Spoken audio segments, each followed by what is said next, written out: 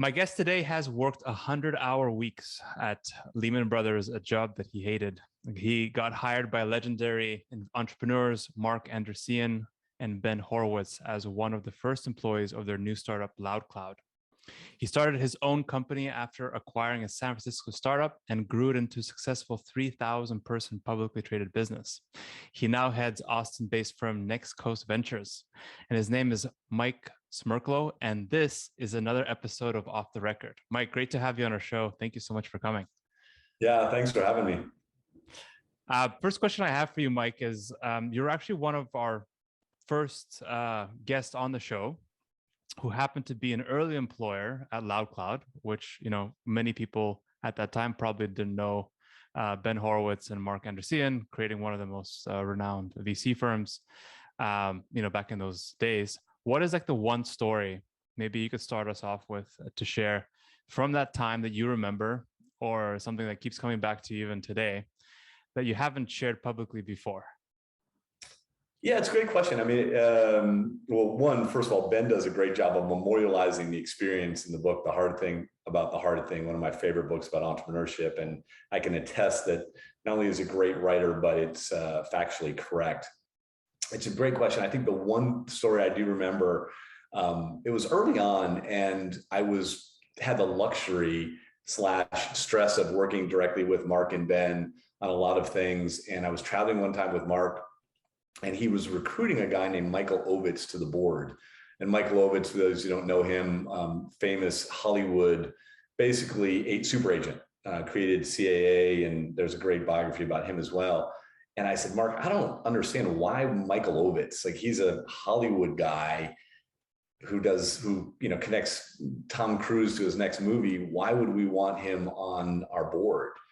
And Marc's a polymath. He's the smartest guy I've ever met, and basically said in short order, I want every advantage I can get. Fair or unfair.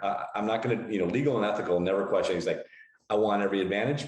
Ovitz is going to teach us how to build a world-class firm, and he's a different view on the world than anybody else. And it was just like, wow, you are thinking about things at a level that I had never even fathomed.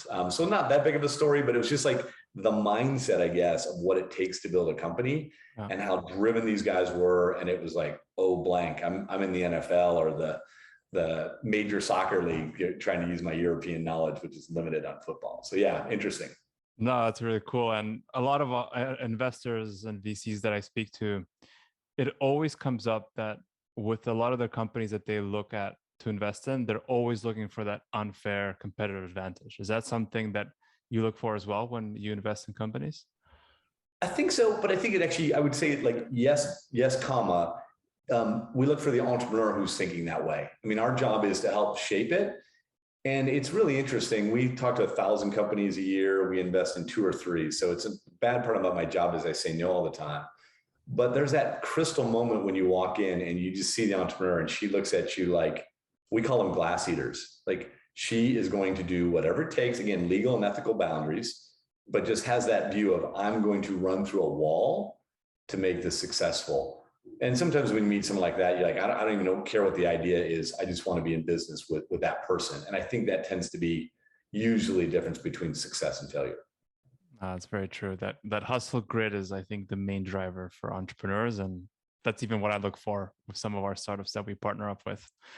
I know you're a big proponent of this because we had a chance to talk about it before, but I want to talk about the mental aspect of entrepreneurship. There's that whole like hustling, killing it kind of mentality that I think everybody's always perplexed about or really like talking about that, there's always another side to that whole story of like, what does that do? What kind of toll does that really take on me mentally? It's not actually talked about that much. So let's talk about that with you today. At all certain times in our physical peak as humans, for example, we quite often we don't reach that mental peak until like our mid-late 40s or even like later. Do you feel this way too? Well, I'm just slightly past my late 40s, so I completely agree with that comment. I think I'm in peak performance. No, I just, I've written a book about this, so I'm passionate about this mental aspect. I think it's the topic that so often gets overlooked. when people are starting out or on the entrepreneurial treadmill. And so I'm passionate about the topic. I do think there are certain things as you get older, you are just, there is wisdom, there is experience. And, part of my job now is trying to share that wisdom with some of the younger generation that, when I was doing the entrepreneurship, it was just like, how hard can I work, hustle, run hard, et cetera, and almost did nothing to keep myself mentally and physically fit. I was pretty focused on the physical side, but not mentally. And it catches up with you. And so, yeah, I think it's a very complex topic that I'd love to dive in with, but I think it is so often overlooked and yet often might be the number one determinant between success and failure in entrepreneurship. And so like, what is some of that knowledge or the wisdom that you have that you bestow to those younger entrepreneurs? Like what tactics, strategies do you advise them on that can help their mental game? Yeah, well, I think that, there's in the book, it goes through a formula, which I try and give very specific tactics, but I think the biggest thing is being aware of it, is recognizing that there is a mental health component to this that is really critical. And I liken it, it's a silly example, but let's say I came up to you and I said, hey, I want to go run a marathon, right? I've never run a marathon. I'm not a big runner, but I want to do that. It's bucket list. You have a friend, I don't know, have you ever run a marathon? A small one. I think it was a 10K.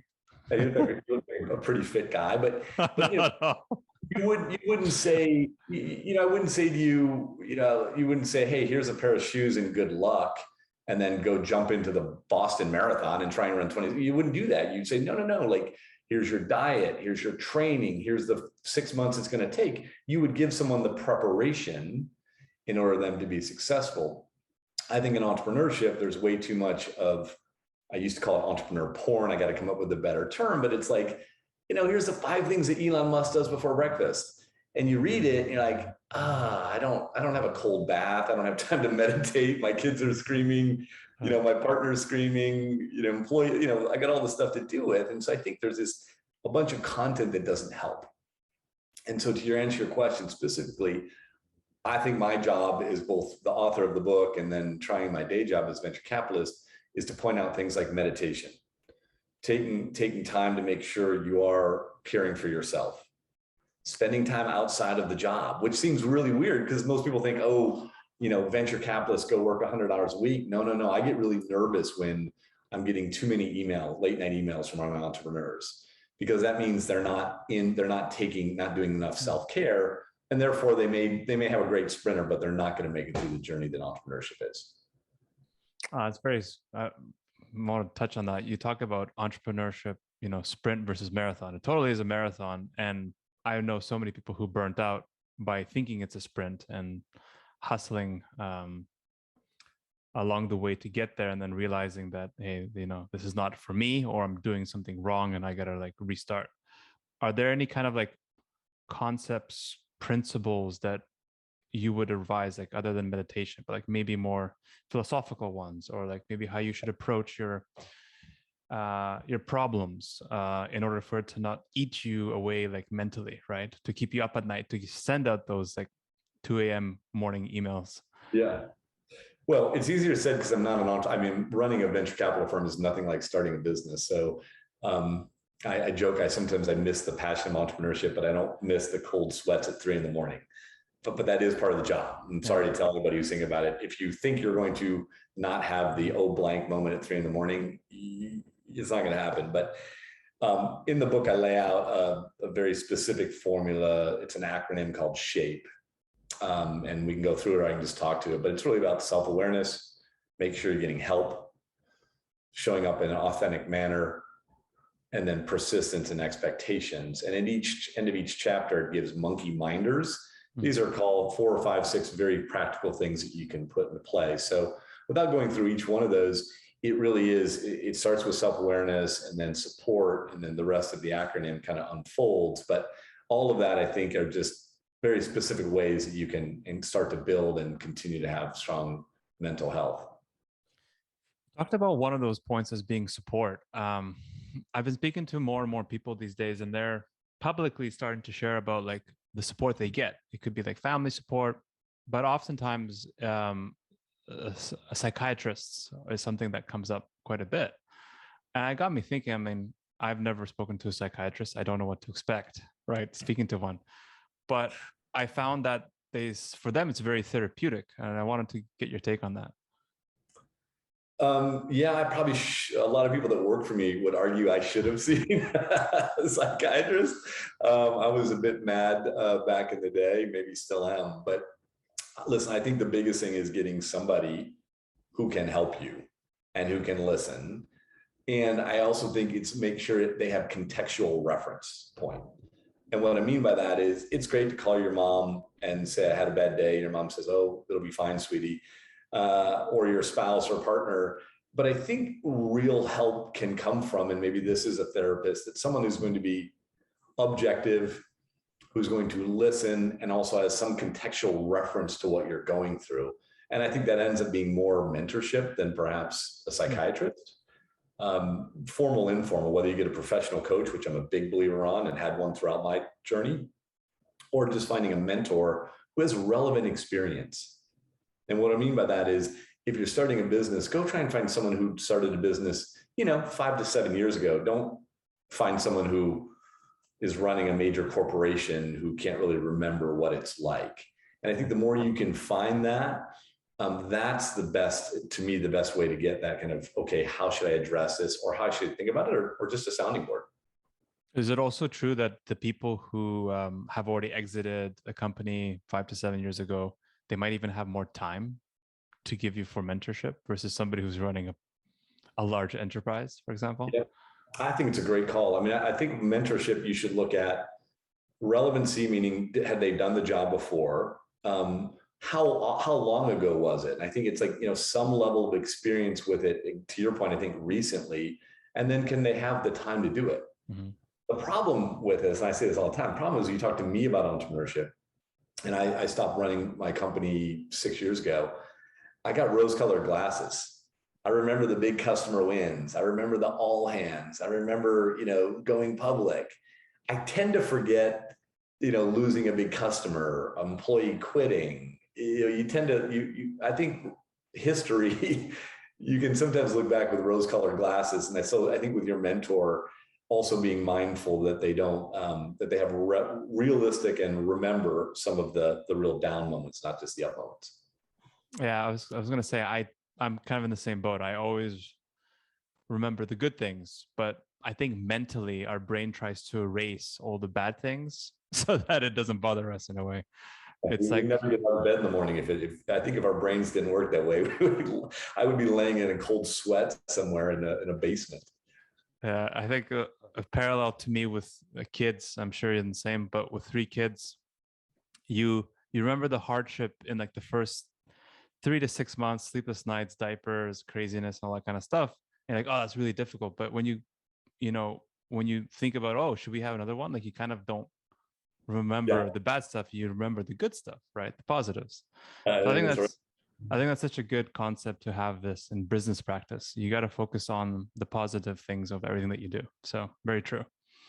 I wanted to ask, because I know you wrote a book about this and that you're really passionate about it. You talk about it a lot, but for you specifically, Mike, what was your moment or that calling where you were able to kind of unlock that next level of mental strength through your growth in your career? If it was like a series of events, like what were they? Well, I think probably like most things in my life, it came from mistakes I made. I made more mistakes than most. I can remember multiple times where I was simply, in each one of the acronyms, I can remember where I wasn't doing what I recommended. I'll give you a story about getting help. I was a couple of years into running this business. The business was doing well, but I was struggling to hire a head of sales. In fact, I had recently fired my 4th head of sales in 4 years. And yet the business was growing. And I remember just being besides myself because I couldn't figure this out. And I was treating it like a Rubik's Cube or something that I had to solve, a puzzle to solve. And it was driving me batty.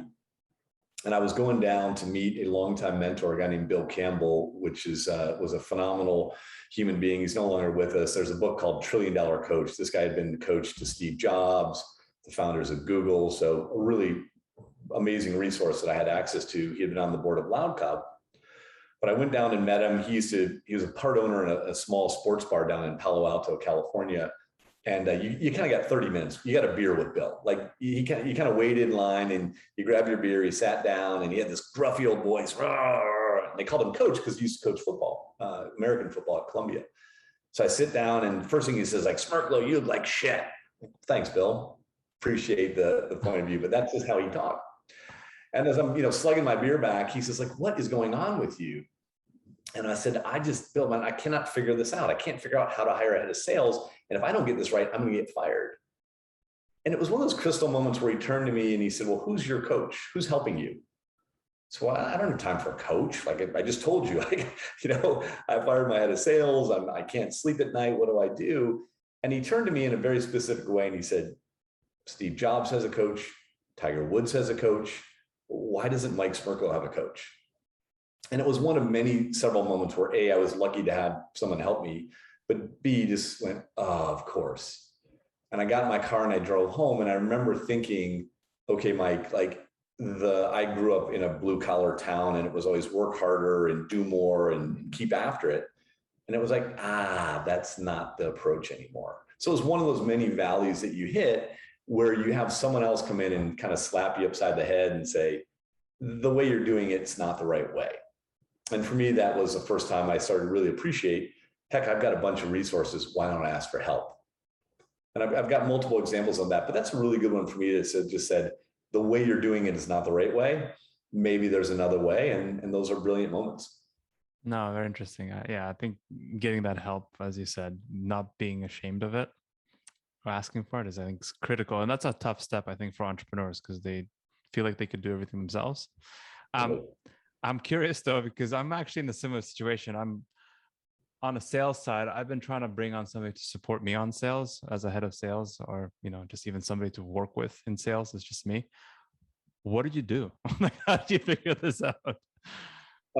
Shameless plug, but on my website, mikesmerklo.com, I've got a bunch of blog parts in this. I've got a 4-part blog post that if you're having trouble sleeping, you should read, but it was about this learning. And so what I ended up doing was, one, I went to a mentor and explained my problem. And he gave me one of the best, weirdest piece of advice I've ever gotten. He said, it sounds like you don't know what you're looking for in a head of sales. So he said, rather than hire 1, why don't you hire 4? What? So I went to my board and I said, I'm going to try something really wacky. I'm going to go hire 4 different personas for a head of sales. And we were a big company this time. We weren't public yet, but it was a pretty bold move. And I said, I'm going to figure out which one works. And so I hired 4 leaders and I told them all they're all going to report to me. And as luck would have it, one of them emerged as an amazing leader. And it was not the person, he was kind of the 4th person I was kind of taking a bet on. The classic backslapper enterprise salesperson flamed out immediately. 2 of the other ones went and actually took on different roles. And the more cerebral, less traditional salesperson for our business ended up emerging as the winner. So I think of sales, that one thing I'd give advice is you should A/B test it, much like you would if you were launching a website. Love that. Okay. Something I'd never thought about. I'll definitely look into it because I've been trying to find the one and, it hasn't worked out for me either. So I like the idea of bringing on more than one and seeing how that would look like. So thank you. Well, then also understanding the customer and what they need, and then kind of back solving from your customer to the type of person. Because I think like a lot of leaders, you think, oh, sales is a bucket. It's a multivariate equation, if you will. Yeah, no, that's very true. That's very true. Thanks for the tip. Going back to the main topic, I wanted to ask what methods have you seen yourself or with people in your network being very effective on a daily basis for founders' mindset? Yeah, I do think, there's a lot of different ideas on this. I think probably the greatest foundational aspect is self-awareness. And for me, that took a lot of work on, I've done a bunch of personality testing, like using the Enneagram, if you're familiar with that thing, to understand. It's a very simple test. Basically helps you understand your dominant personality and how you show up in your great moments and how you show up in lower moments. I think any kind of mental toughness and success around this starts with self-awareness. What causes me to go to stress? How do I show up to people when I'm at my best and at my worst? And then breathing, when I start to see, I just had a moment of this a little bit ago. I started to go to my lower levels on a different topic at my firm. And it's like, okay, there I go. Right. And so then I think it's that ability to pop back up. What tactics do I use, whether it be breathing, whether it be getting in nature, exercising, and all sorts of, everyone's different. But I think the most consistent thing is, do you understand yourself? Do you know yourself when you're getting out of whack, if you will? And then how do you address that? Seems to be the springboard for a lot of other healthy development. Can I ask you what are those things that trigger you towards like realizing, oh shit, I gotta reassess. I gotta step back here for a sec. Well, like when we couldn't get the Zoom set up on the for those when we were getting this set up. But what I've found is so on the Enneagram, I'm a type 8, which means it's called the challenger. And I encourage anyone to check out the Enneagram. There's a bunch of free resources on the web, so just Google it. But for me, when I feel threatened, when I feel like challenged, it brings out a very primitive side to me that can lead to anger or aggression. And early on, when I was younger, that was more common to be very revealing.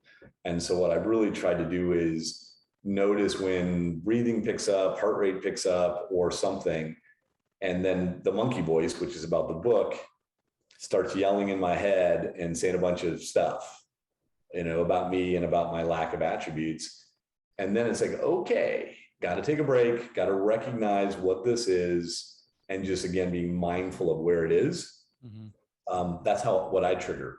But everyone's different. And I think knowing what your trigger points are and how you show up, where I may go to aggression, some people go to withdrawal, some people go to sloth, some people, procrastinate. It's all these things. And I think it gets back to self-awareness. Super. No, thanks for sharing that. A lot of people know the coach or the mentor, Tony Robbins, and he famously said success is 80% psychology and 80% action. Sorry. Yeah. 80% psychology, 20% action. How would you place the balance between those two? That sounds about right. I mean, I think that there is a notion that I personally used to have, which was, hard work. Listen, I think hard work is wildly underrated. I really do. I think there's something about just getting the stuff done that needs to get done and having a willingness and a tenacity around hard work that is wildly underrated. I wouldn't say it's the success factor. I think and I read about in Mr. Monkey Me, it's like, but just hard work, you're going to burn out or you're going to push the rock up the wrong hill. So I think where that comment is so interesting is, do you know what you're trying to achieve? Do you know what you're good at? I mean, the other thing is entrepreneurship, it's a team game. So where is Mike uniquely qualified to help? Or where do I need to get others to lead that way? And I think that's more the self-awareness, because just doing it on your own, that's a pretty lonely journey and usually doesn't end well. No, that's very true. There was another VC who we had on our show, Bruce Croxton, who's on Dragon's Den. He said the exact same thing. It's like he focuses strongly on his team in order to pick up all of his weaknesses. Because he's self-aware, he said, and then he knows exactly what he's good at, but he knows exactly what he's really bad at. So having that team to support is very, very true. Next question I have is around, the whole hustle mindset. So what's your perspective on so people who go hard 12 hours a day or take time off, and then recharge and then go slower, finding that kind of the right balance. Sometimes there is that moment where you got to push hard and fire on all cylinders. And then you do that for 2-3 days. And then, say Monday, Tuesday, Wednesday, Thursday, Friday, this is how I feel sometimes. I'm like, fuck, I want this week to be over. And then I'm just half there mentally, emotionally. Yeah. So like that balance, sometimes you have those goals, you go at it hard, and then like, being able to balance it out. Is there anything that you do there? Yeah, I mean, I think, you said it very well. Sometimes, and I think this is when I talk about hard work being underrated, sometimes, yeah, it's 100-hour week and it's not fun, and don't call it fun, love your job. Yeah, I love my job most of the times, but sometimes you just got to go make the donuts, as they say. You got to do it, right? But I think you raised such a great point. The risk of just doing it is the burnout, lack of presence. At some point, you're better served as a leader or as an entrepreneur to go home and do nothing. And whatever your escapism is, hopefully it's not destructive, but go binge on Netflix for a couple hours. Because I think the risk is if you, and I made this mistake, you stay in the office and you keep going. You're not there, you're not effective, you're not motivational. And so you're actually doing more harm than good. And I think that you're really self-aware about that. It's like sometimes just go home, take your time off, and then come back as the better version. I think it's great advice. What do you do? I confess, I go and I disappear. I go and I watch Netflix for like a couple hours. I go for a swim, or what's your getaway? How do you overcome? I think, and I joke, I wish I would have done this as an entrepreneur, but the way my day starts has such an impact. So if I get up and do what I did today and meditate for 10 to 15 minutes, I get a great workout in before my kids get up and all that stuff, I'm on a different trajectory. The days I don't do that, it tends to, bounce along. But yeah, I'm guilty of, in my best sense, I go read. In my worst sense, I sit and watch Ted Lasso, but that's okay. And I think the other thing I've learned over time is it's okay, Mike, to go watch Ted Lasso for a couple hours. Earlier version of me would say, well, wait a minute, am I reading? Why am I not doing something productive? We're all human. Give yourself a break. Every once in a while, a few beers would also creep in, and still does. But I think just giving yourself a break and recognizing your human fragility is probably more important than most people recognize as well. That's so true. I'm actually watching Ted Lasso right now as well, and I love it. I'm like crushing through these episodes. It's going to be funny I'm always curious about the Europeans, what they think of it, because as Americans, we watch Ted Lasso and you're like, oh my gosh, this is hilarious. I always wonder if Europeans would be like, this is horrible. I don't know. Yeah, no, it's at the end of the day, it's like, it's a very relatable story, I think, that is applicable to any culture. So it's no, it's a great show. I'm happy. I didn't know this, but it actually picked up initially as like a skit, apparently. I think so. Yeah. Yeah, on Saturday Night Live or somewhere, and then they made into a full series, which is crazy. Yeah. A couple more questions for you, Mike. We talked about a lot of things, lots of great advice already you've shared, but what should founders start doing tomorrow to get better at their mental game? Like immediate impacts.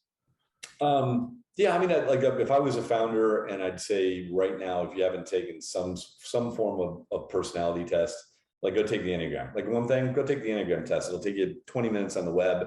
You'll get a bunch of feedback on your upper limits and lower limits. If I had one thing, go do that. Second thing, I'd say go work out. Third thing, get a dog. I don't know. The dog's a pretty good thing to go do as well. Nothing better than coming home at the end of the day and seeing in my case, a lab that wags her tail and smiles at me. There is something about comfort that I also think is sorely lacking. It's true. Awesome. Last question. This is kind of like, if you have anything to add, but is there anything I haven't asked you yet in this interview? Maybe a final message to the audience that you want to share? Two, if you don't mind. First of all, the book is Mr. Monkey and Me. All the proceeds go to charity. So I'm not trying to make a nickel off this book. Every dollar from the book goes to a scholarship my wife and I set up for diverse and underrepresented students interested in entrepreneurship. So if you do buy the book, it's available on Amazon. Know that it's going to support a good cause. But second thing, I would say, anyone who's listening, who's thinking about entrepreneurship, it is a battle. There's lots of ups and downs, but my humble opinion, it's the greatest job in the world. The world needs entrepreneurs now more than ever. I believe that all of the major issues that the world is facing, I would rather bet 100 times on entrepreneurs than I would on governments or not-for-profits. And so I think when we look at the issues that are facing the world, and there's a lot of them, we need more entrepreneurs. We need more diversity in entrepreneurship, all forms of diversity. And then we need people that stay healthy throughout the journey. So that's my pound the table note. No, that's awesome. It's a great way to end it. Thank you so much, Mike. I appreciate it. And thank you to all of our dear listeners for constantly tuning in, supporting the show, and following us on LinkedIn. We don't take it for granted, and we really appreciate it. Mike, thank you so much. Great talking to you. Yeah, thank you so much. I really enjoyed it.